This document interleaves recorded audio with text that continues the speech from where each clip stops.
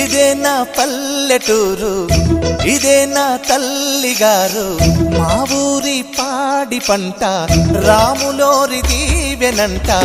తల్లి గోదావరి నీళ్ళు కడిగ సీతమ్మ పాదాలు, ఊరంతా హాయ్ హాయ్ హాయ్, మనసంతా హాయ్ హాయ్ హాయ్. ఇదే నా పల్లెటూరు, ఇదే నా తల్లిగారు, మా ఊరి పాడి పంట రాములోరి దీవెనంట. రీ రీ రీ